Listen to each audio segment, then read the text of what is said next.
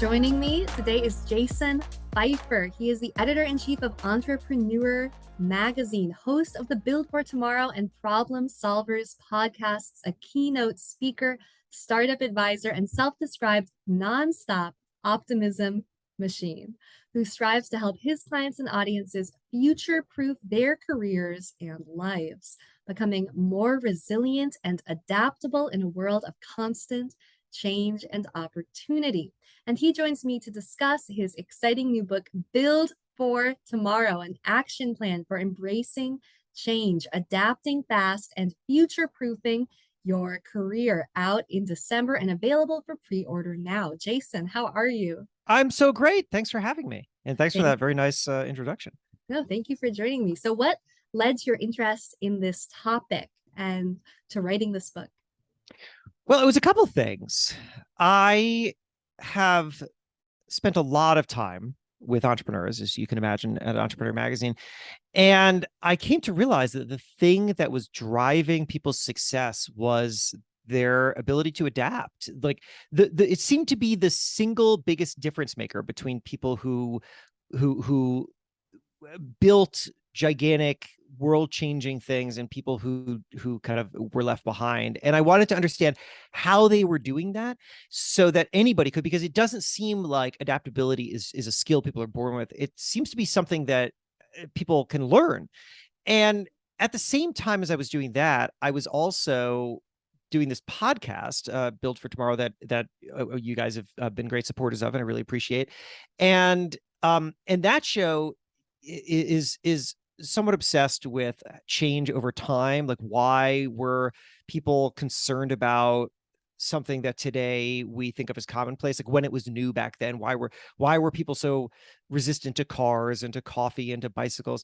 And I realized I was looking at the same thing, right? I was looking at the entrepreneurs who were adaptable were the ones that got ahead, and the people across time who were able to see the benefits of new innovations and therefore kind of harness them themselves were the ones that were able to shape the world. And so I wanted to marry those two things. And so that's what the book is. The book kind of goes back and forth between stories of history and stories of innovators today, so that anybody can become more adaptable themselves, but also be the change makers themselves.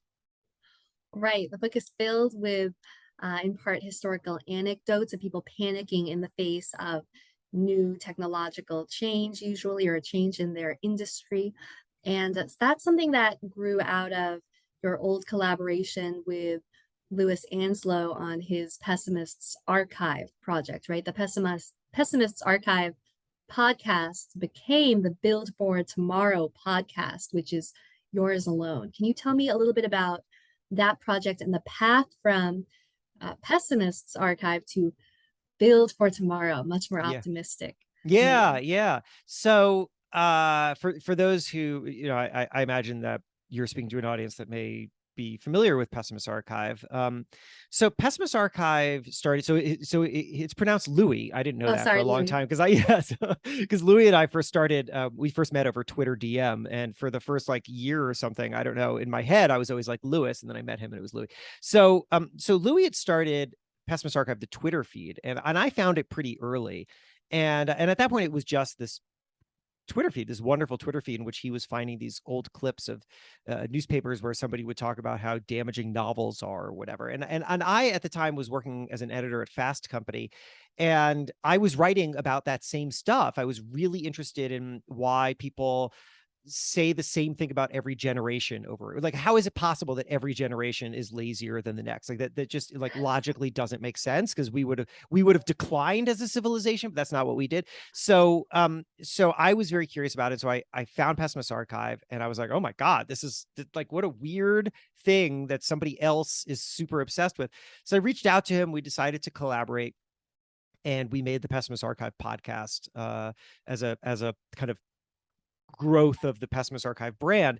And then we operated together for, as kind of co-founders of Pessimist Archive for a number of years, in which Louis was really responsible for social, and I was doing the podcast. And then over time, this kind of shift happened, which was that Louis wanted to dive deeper and deeper into the the archives, the history, the kind of interesting recurring fears.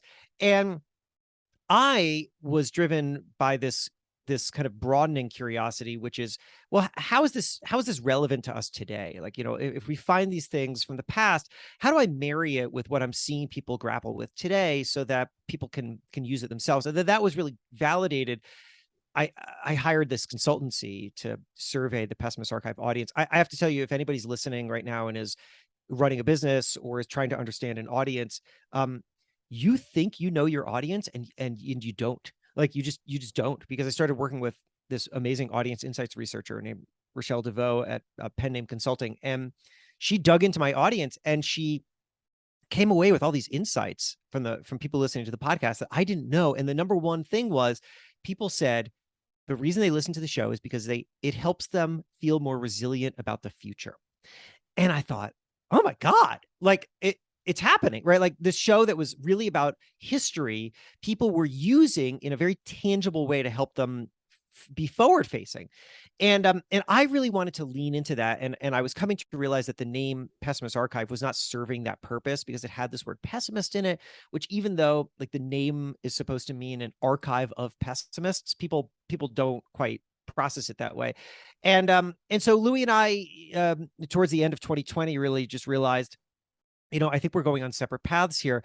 And so he kept the name Pessimist Archive and continues to operate Twitter. And I've completely left the company Pessimist Archive and then built my own called Build for Tomorrow, which just had that kind of optimistic tone that I wanted to convey. So that's, yeah. So now I will probably be forever associated with Pessimist Archive, but to be very clear, like, that is now Louis' show, and I'm off on my own thing. Right. So you have the Build for Tomorrow podcast and this book, Build Yeah. for Tomorrow, which is organized around 4 phases of change that you say you gleaned from interviewing successful entrepreneurs. And we're going to go over each of those phases in detail. But first, could you give an overview of why you decided to structure the book that way and explain how you arrived at those 4 phases? So it's funny, that insight that change happens in 4 phases. And those phases, by the way, are panic, adaptation, new normal, and wouldn't go back. That came out of the pandemic. I had been very interested in change and how people manage change and adapt to change for a long time. But it wasn't until the pandemic where I got to watch this fascinating thing happen, which was that everybody went through the same change at the exact same time. And as a result, you could see what people were doing, and everybody experienced the same thing. I mean, I, as editor-in-chief of Entrepreneur Magazine, I get to talk to everybody, right? It's a great honor, right? I mean, people running smart businesses that you've never heard of, but also the Richard Bransons and the Ryan Reynoldses of the world, right? Like, I get to talk to them, and everybody goes through these 4 phases. I found it's just like, the question really is, how efficiently can you move through them? So I started to tell this story through the pandemic. I would be interviewed on podcasts, or I would just be talking to clients, like advertising clients of entrepreneurs, and people would ask me, what's going on? What are people doing? And I said, I'll tell you, I've been observing that people are moving through this experience in 4 phases. I tell them panic, adaptation, new normal, wouldn't go back. And they're all like, yes, that's exactly what's happening. Right. Like, it just resonated. And I realized I've hit upon something. Like, I've hit upon this story that I think helps people understand the moment that they're in when they are navigating change. And that the single most important thing that you can do is orient yourself, because, look, it's maybe too simplistic of an observation, but like, when you're disoriented, I mean, just think about when you're physically disoriented, right? You've been spun around, or I don't know, you plummeted into the water, and like, the very first thing you need to do is just know, where am I? Like, where am I right now relative to other things? Because once you know that, you can start to plot a path forward. And I think that during moments of change, people don't know where they are, and helping them figure that out is, I think, the first step to just getting them through it. Right, they're disoriented. So let's start with panic. You have all of these great lessons from history and from your conversations with entrepreneurs throughout the book about times when industries were disrupted by new technologies, and they often were met with fear and resistance. And you begin with the story of the phonograph and the insight that we, in a sense, come from the future. So, what do you mean by that? And what can the history of recorded music teach us? Sure. So I like this phrase, you come from the future. It's funny. Well, actually, when I pitched the book, the title of the book was "You Come from the Future." My Penguin Random House decided to change it, which is fine. But "You Come from the Future" to me is a reminder that the things that you love and the things that kind of define your day, whether that's waking up in the morning and having coffee, whether that's giving your child a teddy bear, whether that's playing games or listening to music or whatever, like all of these things were once new. And when they were new, they were seen as disruptive and often very scary. I mean, like studying the history of innovation, I love it because you just keep discovering that even the things that we think of as the most obvious and foundational were themselves at one point new and radical introductions, right? The idea that you would walk around a store and pick products off a shelf yourself was like a new thing, and people hated it. The idea that you would be able to walk around at night because there are lights, there was a time when that did not happen. So anyway, the thing is, you come from the future, which is to say you literally are the representation of the thing that people of the past feared. And yet you don't think that you don't think you're bad. You don't think that you're surrounded by bad things. You think that you're surrounded by good things. And so what we can recall, or what we should know, is that if we are a representation of the future, and that future was scary to other people, but we think that it's fine, well, then the future is not just inherently scary. Like, new things aren't by themselves bad. And therefore, we have an opportunity right now to be more embracing of the next phase of things, because new things will come along and they will challenge our comfort zone. And we'll say, oh, that new thing is terrible. Like, kids shouldn't communicate that way because I'm familiar with them communicating this other way.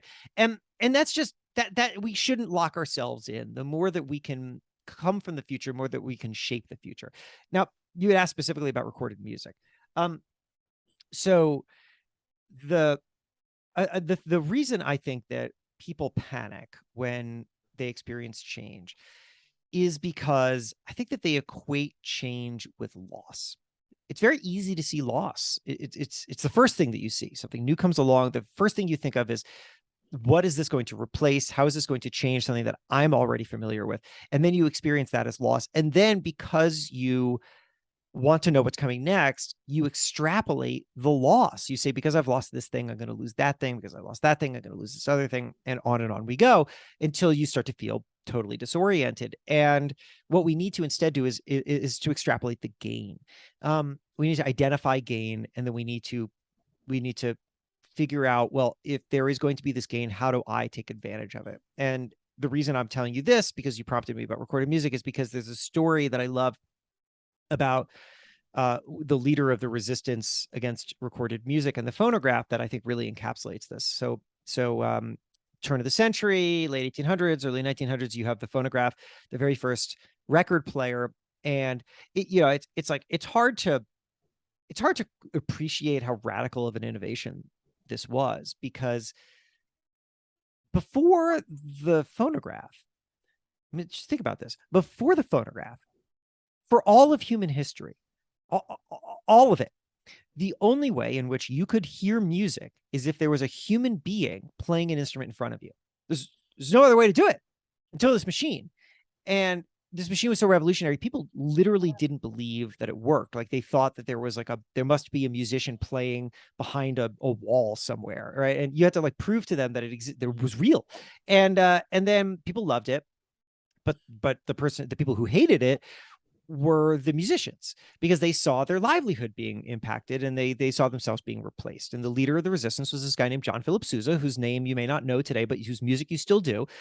He wrote all the military marches. Da, da, da, da, da, da, da, John Philip Sousa. So John Philip Sousa, he wrote this. He wrote this wonderful piece that everybody should Google because it's just hilarious. It's called The Menace of Mechanical Music, and it ran in Appleton's magazine in 1906. And he makes just a string of arguments against recorded music, mechanical music, as he called it. And my favorite went like this. He says, so if you allow a phonograph to come into the home, then it will replace all forms of live music. Nobody will perform in the home anymore when now a machine can do it. Because, you know, why would they perform live?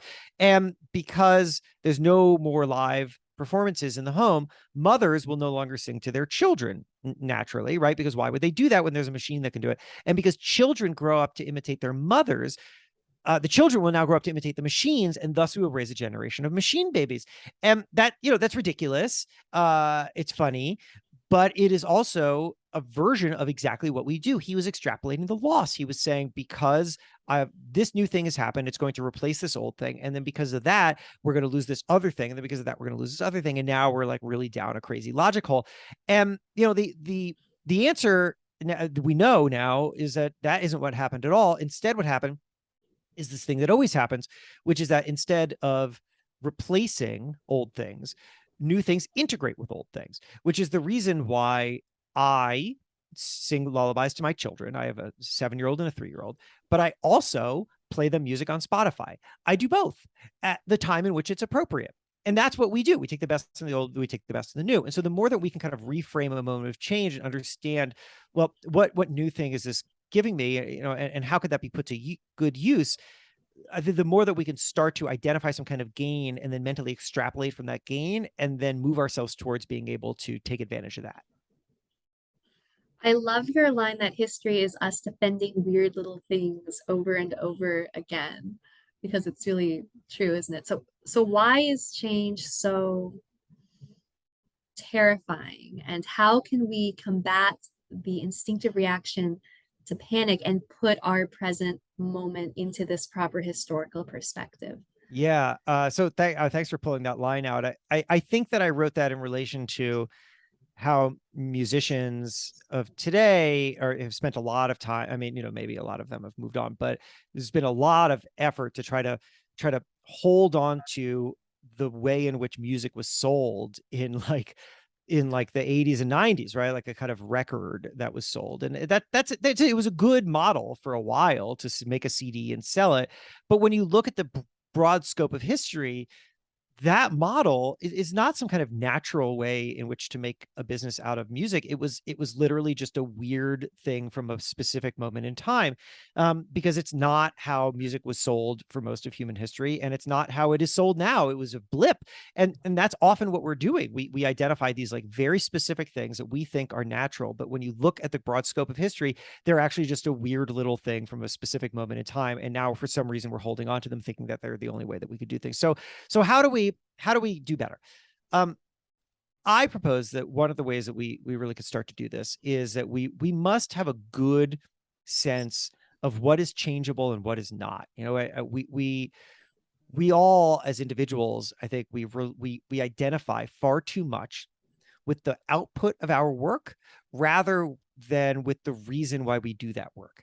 And the reason why that can be really scary is because if you identify with the way in which you are doing something at a particular moment in time, that is very, very changeable, right? If John Philip Sousa saw himself not as a musician who brings joy to people, but rather as someone who simply performs live and sells sheet music, which is clearly what he was thinking of, well, then those two things are easily disrupted. There are going to be new ways in which people consume things, and there's going to be new products that people want.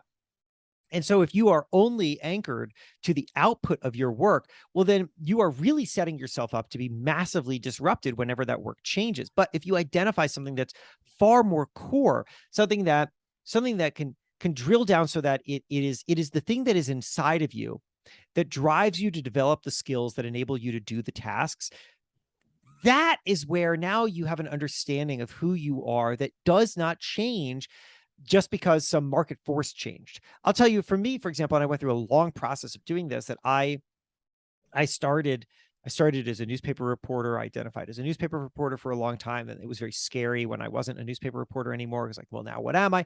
I did the same thing with magazines. now I have this line for myself, which is, I tell stories in my own voice. It's a very simple sentence. I tell stories is really critical, like the language that I'm using there, because I don't tell magazine stories. I don't tell newspaper stories. I don't tell podcast stories. I don't tell book stories. Right. I tell stories, which means that if one of those things changes, I am not left out in the cold. I'm not disoriented. So, because, look, those things will change. They have already for me. And then in my own voice, I tell stories in my own voice. I'm setting the terms for the work that I'm going to do. I don't tell other people's stories. I don't get subsumed by an organization and just kind of do whatever the voice is of that organization. I tell stories in my own voice. That's the place that I've reached, and that's my mission. The more that we can all have something that's very clarifying for ourselves or for our organizations, the more we can anchor ourselves towards what matters and be less concerned with how the day-to-day shifts might impact us. Absolutely. You're a storyteller, an independent-minded one. And you mentioned loss aversion. Yeah. Could you describe that a bit more, and the other psychological biases that affect our reaction to change and make us afraid of it? Yeah. So there's a whole bunch of them. Loss aversion is a well-documented psychological phenomenon where we become more focused on what we have lost or what we potentially will lose than what we gain. An example that I give in the book is I had a friend tell me to buy Bitcoin when it was at $4,000 a Bitcoin, and so I bought 2 of them because I was like, I don't know about this, but I guess I'll put $8,000 in. And of course we know what happened to Bitcoin. And then I foolishly, because Bitcoin went up for a little and then it went like down for a while, and I was like, I probably wasted my money on this. And then it started to go back up. And when it hit $16,000 a Bitcoin, I was like, it can't possibly go any higher. And so I sold. And so as a result, I made a decent chunk of change. It was pretty good. But then it kept going up and up and up and up and up. And what I did mentally is I got angry at Bitcoin. Like, I couldn't listen to news about Bitcoin anymore because I just kept focusing on what I had sort of lost in theory, because there was all this money I could have made, instead of what I did, which is that I made money. I made money on what felt like a very speculative investment. And we do versions of this all the time, where whenever we have a choice to make, there's a study I love, this pizza study, where these researchers, what they did is they took people and they divided them into 2 groups. And by the way, I don't know if you can hear my 3-year-old like screaming wee oh, but in the background. But anyway, if you can, sorry. I can't. So No, okay, you're good. So there's this wonderful pizza study where these researchers, they had people in. They took research participants and they broke them into 2 groups, and which we could call like the scale up group and the scale down group. And so the scale up group started with a basic pizza, just like cheese pizza, and then they had options for toppings, and they were asked to add whatever toppings they thought would make the pizza great, and then they would have to sort of pay, quote unquote, for the pizza, based on whatever the cost of the toppings were. And then the scale down group started with a fully loaded pizza with all the toppings, and then were asked to remove whatever toppings they wanted to in order to reach the perfect pizza, and then they would have to pay for it. And the results, which were the same in both America and Italy, found that the scale up group, the group that had to add ingredients, had far simpler and less costly pizzas than the scale down group that started with the fully loaded pizza and had to take out. Because the thing was that the people who already had the pizza fully loaded had a really hard time eliminating things, because we have such a harder time with loss. We have a loss aversion. It's super interesting. And so you can see how this drives a lot of our decision making, where when we are grappling with some kind of change, instead of being able to focus in on the new thing, the great new thing that we're going to have, we instead are instinctively trying to hold on to the old thing. We see it as loss and we cannot get over that. And therefore, we really halt our ability to grow, because the growth is going to be in the things that's next, but we're so tightly holding on to what we are afraid of losing. And you also talk about the myth of the good old days, Yeah. another sort of bias. And you write, when we long for the past, we may start preferring it over our present or future. At the most extreme level, demagogues from Hitler to Pol Pot have appealed to nostalgia by promising a return to some romanticized past. That's clearly very dangerous. But what are some examples of nostalgia throughout history? And could you elaborate on some of the threats, great or small, of seeing the past through rose-colored glasses? Yeah, so there are two ways to address that. There's kind of thinking about it societally, and then there's thinking about it personally. So we'll do a little bit of both. Societally, it's funny. I had this question, which was there any time in history in which people considered themselves to be living in a golden age? We talk a lot about, the golden age of whatever, the good old days. Did anybody think that they were living in one? So I started with now. And I thought, well, when do people generally kind of talk about a golden age? I feel like people often talk about it as sort of like the 1950s, kind of manufacturing economy. And so I called a historian of the 1950s, and I said, did people at the time think of themselves as living in a golden age? And he was like, no, absolutely not. There were all these like massive concerns, and people thought that like television was turning people into zombies, and there was concern about nuclear war. And so anyway, I was like, well, when did those people think that the golden age was? And he was like, well, they thought it was just before the Great Depression. So then I called a historian, and I basically, I did this, sort of like calling every historian and saying, oh, was it the good old days? No. When did they think the good old days was? Well, it was this other time. And I tracked that as far back as now my kid is definitely going to be on the podcast. Okay. And I tracked that as far back as like the Sumerians, right? Like the earliest language written down on clay tablets 5,000 years ago. We have been talking about the golden age for literally as long as there has been recorded history. So just like factually speaking, there was no golden age. There just wasn't. But why is that a problem for us? The problem is because if you have enough people who believe that there was a time before theirs that was better, well, then they are going to be disregarding of anybody who is interested in growth and progress. And they are instead going to be very interested in people who are going to be promising them a return. And that doesn't move us forward. Instead, what that does is actually allows for great manipulation of people. Now, on an individual basis, there's a really fascinating thing that is called fading affect bias. I learned about this from some memory researchers who I interviewed. And the fading affect bias means that the emotions associated with good memories last a lot longer than the emotions associated with bad memories. Right. So we retain the good emotions of good memories much longer, and we start to forget the emotions associated with bad memories. Doesn't mean that we forget the bad memory, and also trauma can completely change this, but like sort of talking about normal memories, that is our experience, which is the reason why, for example, like women are willing to have more than one child, because you forget the emotional experience of like childbirth, which can be really, like that is not an easy process. So, well, why do we do this? We do this for a very logical reason, and that's because our brains are not designed to be recording devices in the way in which like you and I right now are talking in a way in which a recording device is capturing us. And it is capturing us for the sole purpose of creating a absolutely clear and indisputable record of our conversation. Our brains are not built for that. Our brains are built to move us forward. Our brains are not built to remember every single little thing, because every single little thing can hold us back. If every time that you had a flashback to a bad experience, you felt the emotions of that bad experience, you would have a really hard time moving forward. If you took one risk and it didn't work out, you would probably never take another risk. Our brains are they're deletion devices, and they're getting rid of things that hold us back so that we can move forward.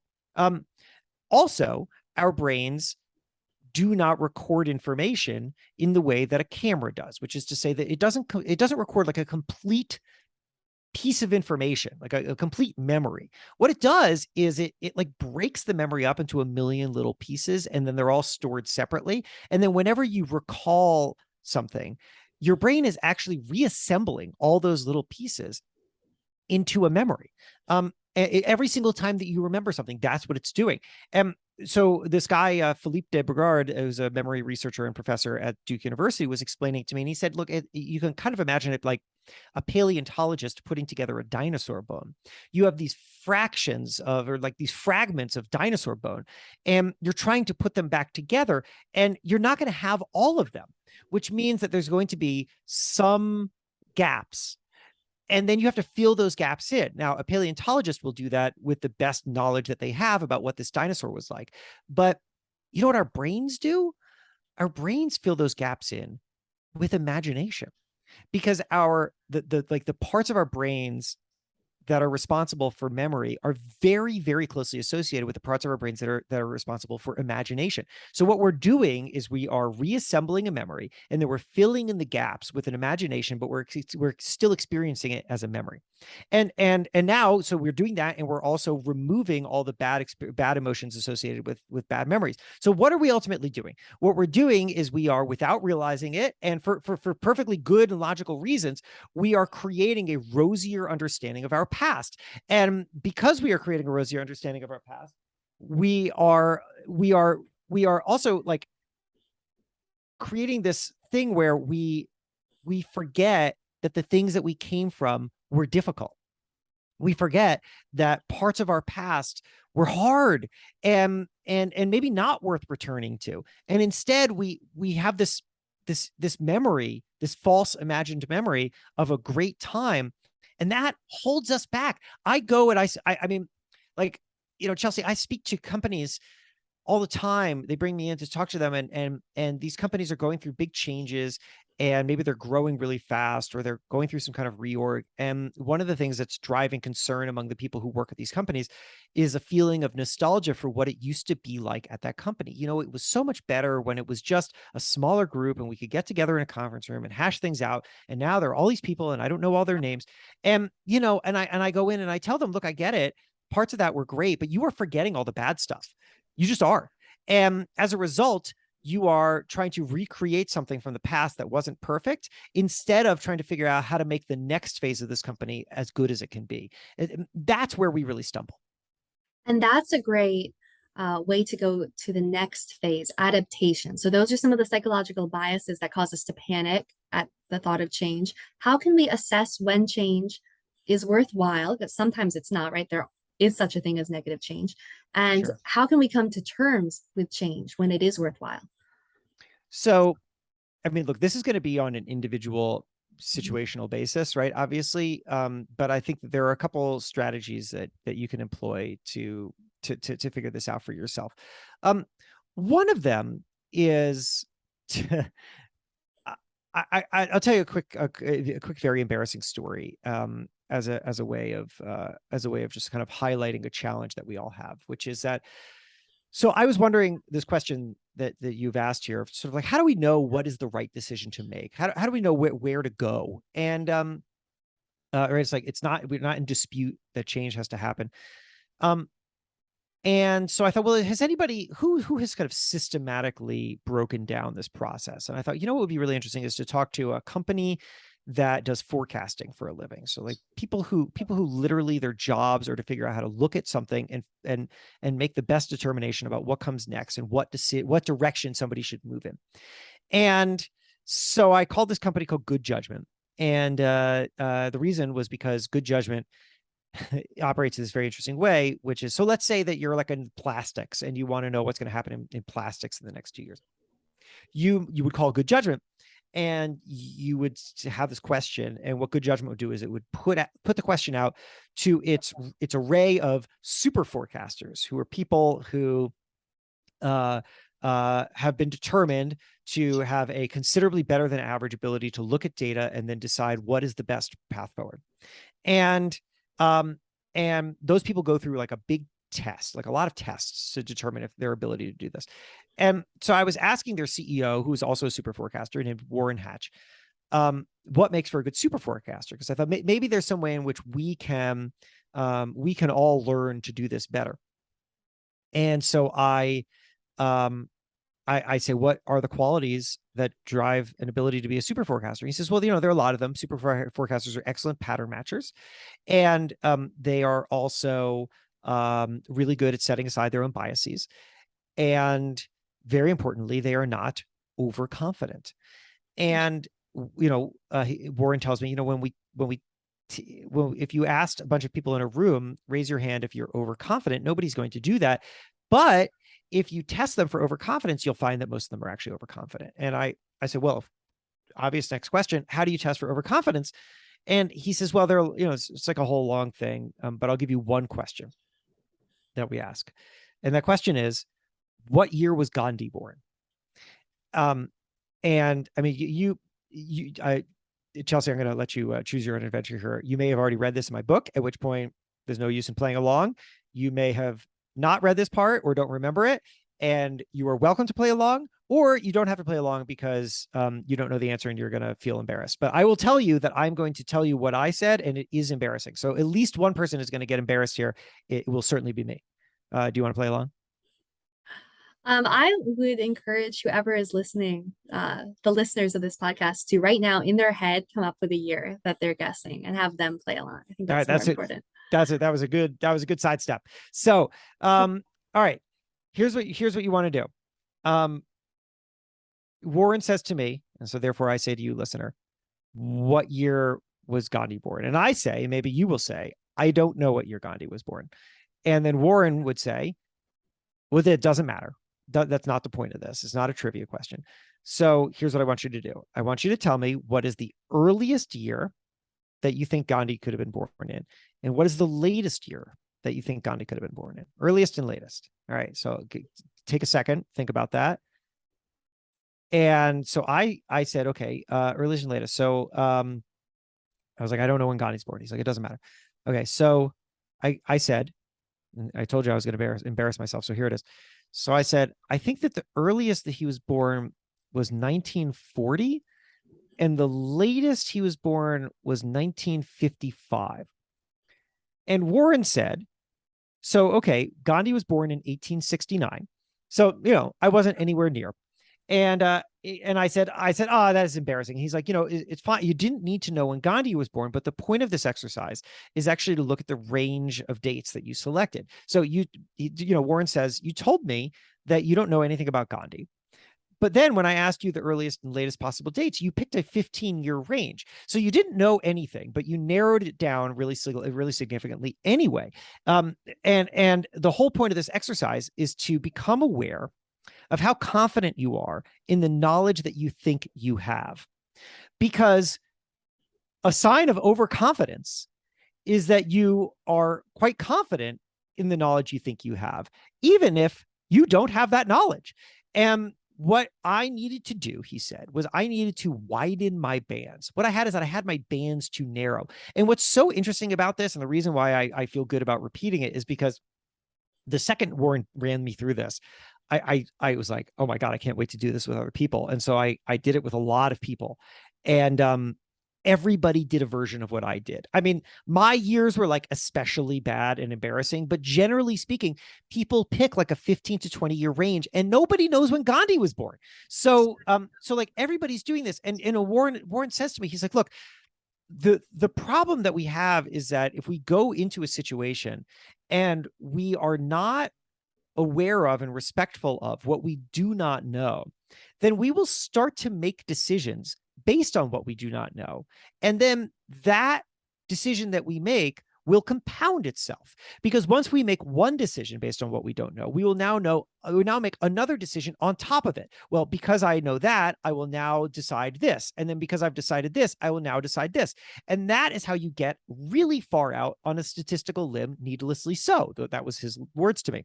And so what we really need to do is be aware of what we don't know. What I should have said, and this is what I said to Warren, what I should have said is the earliest. I don't know anything about Gandhi. So the earliest year that he could have been born was 1600, and the latest year he could have been born was 1980. Because although that would have been embarrassing to say, I would have gotten the answer correct, because 1869 would have been in there, right? So I wasn't respectful of and aware of the knowledge that I thought I had, and that is what we need to do more of. So the reason I tell you that is to say that, like, when we are going into these stages in which we do not exactly know what decision we need to make, what we really need to do is start not with the decision, but with ourselves, and with an awareness of what we know and what we do not know. And then once we know what like, I mean, there's that like funny Donald Rumsfeld line, there's the known knowns, known unknowns, and unknown unknowns, right? Which was funny and people laughed at it, but it was actually came out of this thing called the Johari window, which was it's a sort of psychological assessment. It was a very logical way of thinking, and this is what we're also kind of doing with ourselves right now, is kind of we're being aware of what we know and what we do not know, and what we might not know we don't know. And the more that we can do that, the more we can start moving forward with an open mind, with driving ourselves to sort of ask other people for what have you done in this situation? What did you learn? The more that we can move forward into a situation that we don't know enough about, with an acceptance that we have to learn rather than that we should know what we're doing, the more that we can be open to what the next step is. That's a good segue into the next two phases, which I'm going to ask you about together, to be Yeah. mindful of your time. I know you're on a deadline. The new normal, that has kind of a negative connotation or sound to it, but you view this stage as another opportunity. And then there's you wouldn't go back, and you write that stage is the moment when we become something new. So tell me about those two phases. So new normal is where we start to have something that feels familiar again. When we're adapting, we're rebuilding. When we've reached a new normal, we've established a new routine. Feels good. But to get to wouldn't go back, which is to say this moment where you have something so new and valuable that you wouldn't want to go back to a time before you had it, that's a place where you have really significantly rethought parts of what you do and how you're serving people. And it's just so valuable to reach this place where it wasn't for nothing to have to go through a major change. It instead, it had this grand purpose to it. And that was to create value that you couldn't have anticipated beforehand. And, in thinking, I'll just sort of tell you, obviously there's quite a lot about this in the book, but I'll just tell you like one way of thinking about it, which brings us back to some of the fun history that we were talking about in our earlier conversation, which is that one of the things that I think that we need to do for ourselves, but then also for people who are listening to this, who are in the position of being a change maker themselves. They either are building something, or they represent something, or they're arguing for something, whatever the case is, where you're going out there and you're trying to kind of introduce change. A thing that we always need to be mindful of is that people don't like new things. You know what they like? They like better versions of old things. They like an improvement of something that they already understand and see how it fits into their world. One of my favorite stories related to this is about the car. So the early car, the early automobile, which was called the horseless carriage, was very controversial. People called it the devil's wagon. They threw rocks at it. They yelled, "Get a horse," when somebody would drive by. And when we tell the story now of how the car became this widely accepted form of transportation, we often tell the story of Henry Ford and the way in which he had revolutionized manufacturing. And though there's a lot of truth to that, there's a missing component there, which Henry Ford was the beneficiary of. And that was that in the early days of the car, or the horseless carriage, the earliest car manufacturers talked about the car as a replacement to the horse. And people did not like that. And you can understand why. People like their horse. They've had horses in their family as far back as they know. The horse was a member of the family. And now you're going to come along and you're going to tell us that this thing that I've been doing forever, I can now just like stop doing, and instead I should take whatever the hell this thing is that you're trying to sell me? No, that's ridiculous. I hate that. So people were offended and they were not interested. And the car manufacturers realized they needed to shift the way that they were talking about this thing, to stop talking about it as a replacement to the horse and to start talking about it as a better horse. Because once you start meeting people where they are, which, by the way, this is the reason why like cars are named after horses. We have a tradition we still have today, you know, Mustang, Bronco, and words like horsepower became popularized. This is an effort to build what I call a bridge of familiarity, which is what we need to be doing, whether we are introducing change to the world or whether we are trying to grapple with change ourselves. We cannot just expect people, or expect ourselves, frankly, to just leap across a chasm. What we instead must do is we must build from the things that we already know. What am I doing that I will be able to continue to do? What skills did I develop that I will have going forward? What do people need from me that I'm still able to provide, even as I'm offering this new thing? The more that we can reframe for ourselves and for others new things as better versions of old things, the more that people will come along with us. And, you know, sort of final note on that is one of the greatest, most transformative innovations of all time, I don't think that you could really argue with it, is electricity. And electricity was also, weirdly, of everything that I've talked about today with you, electricity was like the least controversial thing. People were not freaked out about electricity. Now there's this whole thing where there was like the battle of the currents and Thomas Edison, but just like the very idea of electricity, people weren't left freaked out. And you know why? It's because electricity, when it was introduced, had basically one purpose to people. And that was that it brought lighting into their home. And that was much safer than the gas lighting that was in their home. Because, because of course, gas, if the light goes out, but the gas keeps coming in, you're going to die. And people are very aware of that. So electricity was introduced to the world basically as a form of safer lighting. It was a new thing that was really just a better version of an old thing. And therefore people welcomed it into their homes. And then once it was there, of course, we built the world. Although this book is definitely mostly centered around career and professional growth, you do talk about other forms of change, right? And toward the end, for example, you give the example of someone trying to make sense of the changing society around them, saying maybe the world you knew is becoming different. Young people are doing things that don't make sense. They're playing video games, they're using new technology, and you are primed to panic. And you say to slow down and ask yourself, am I truly witnessing something new? Or am I just witnessing a new version of an old thing?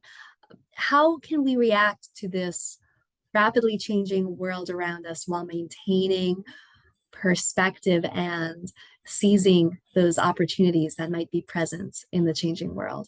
I mean, look, it's a great question. It is not an easy thing to do. I think that everybody probably starts by thinking that they will be able to do it in their 20s as they are embracing becoming, sort of being shaped by the new things. And then once they hit their 40s and 50s and they start to say, wait a second, I don't like this new stuff. The thing that I always do is that I always try to drill down to, when we're looking at societal changes, I always try to drill down to what is the thing that's consistent. Like, is there a consistent thing here, right? Because ultimately what we want to make sure is that we are carrying on with the core things that make us great. And so when I look at ways in which people are communicating online, which is obviously something that can scare a lot of people, the thing that doesn't concern me, the thing that makes me not concerned is, yes, obviously people can have individual bad experiences, like without question. But also people had individual bad experiences before the internet too. And what are we ultimately wanting to make sure happens? We want to make sure that communities are built, right, that collaboration is made possible, that there is a way in which people are collaborating and growing together and building new relationships. And I know that if you sit down with some like tech pessimist, they're going to tell you that social media destroys all that. But I don't know, guys. I look around and what I see is a world of people who are like building and growing and navigating the challenges of their day in the same way that I navigated the challenges of mine. I'm a child of like the 80s and 90s. And so far, of all the research that's out there, nobody has ever been able to pinpoint a specific causal relationship between social media. There's all sorts of ways in which you can look at people's use of technology and say, oh no, this is terrible. There's also ways in which you can look at it and you can say, you know what we are doing is we're developing some bad habits, or some people are developing some bad habits, but it's within our control to be able to say, I can identify these bad habits and I can alter them myself. The more in which we start to talk about addiction and how we are powerless against the big tech companies, the more what we're really doing is we're creating a learned helplessness, where we're saying, we cannot help ourselves anymore. We are victims of change. We are victims of circumstance. And I just, the history of innovation and the history of people, to me, suggests something quite different, which is that we are not victims of change. What we instead are the creators of change ourselves. And what we have is an opportunity at all times to build and to grow. And that doesn't mean that everything is perfect. It doesn't mean that there aren't challenges ahead. I love the question, when change comes, I love this question. Maybe this is what we'll kind of, I'll leave you on here, which is that when change comes, we should not ask, is this perfect? Because it's not going to be. The perfection just doesn't exist. It simply doesn't, never. Instead, the much more interesting question is, are our new problems better than our old problems? Because once you frame it like that, you can say, oh, yes, there are still problems. It's okay that there are problems, but have we solved past problems? Have we gotten ourselves to a place in which we have grown in some way and we are now able to build upon that? Yes, then great. Then let's start focusing on the new problems instead of lamenting something that we lost that frankly probably wasn't that good to begin with. And you end the book with a note about endlessness, how there is no end point to change. The world is going to keep changing. The only question is, how is it going to change and how are we going to react to it? And frankly, how we're going to participate in it ourselves. Yes, and how we're going to participate in it. And that's a good note to end on, I think. Thank you, Jason, so much for this conversation. I hope people will check out your book again. It's Build for Tomorrow, an action plan for embracing change, adapting fast, and future-proofing your career, out in December. Thank you so much. This is so fun.